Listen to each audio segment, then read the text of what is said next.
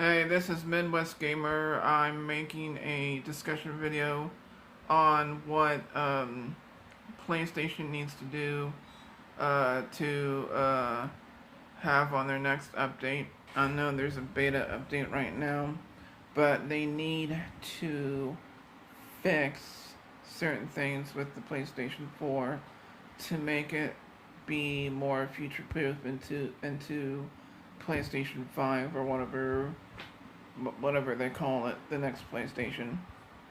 Is what they need to do is to fix fix issues with the multiplayer, and what I mean, they need to fix issues. They need to fix connection issues because almost on almost on every single game I'm playing that's online on PlayStation 4, there is a lot of connectivity issues.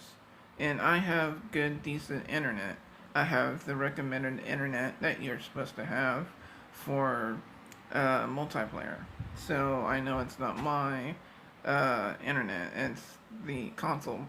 And Sony needs to fix whatever multiplayer problems that they have with the console and update it to where it should be and be able to play games like Call of Duty, WW2, and the games that are popular now, and then games that are coming out in the fall that are going to be popular. So in that way, the games will be modified for that system, and also fix loading times on certain games, because loading times still in 2018 take a long time. Yeah, I know there's heavy graphics involved, but still you can make the loading times a lot quicker.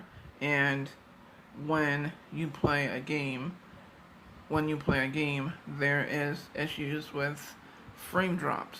Frame drops happen constantly on PlayStation 4 of any PlayStation 4 game. They just happen when you're playing any game. It happens. And I don't know if this is on the Pro. I don't know if the Pro players have this issue, or if it's just a Slim thing or original PlayStation thing, but they need to get fixed. The frame drops need to get fixed when you're loading a game, when the game loads. And because when you're playing a certain game of any type, like I said before, when you're loading into a stage or a map or something, it will go from whatever the game is to like nothing, and then it will take a second to go back up to where the game's supposed to be. I mean, that needs to get fixed. And then PlayStation Plus needs to have more fun games besides just having it be a Call of Duty machine, to try to get fans back to Sony to have for Call of Duty. I mean, yeah, Call of Duty's fine, but you need to have more games than just Call of Duty. You need to have, actual Sony games, and then other brand games like Konami and whatever else that are, a part of the Sony family, and have those games be there for PlayStation Plus.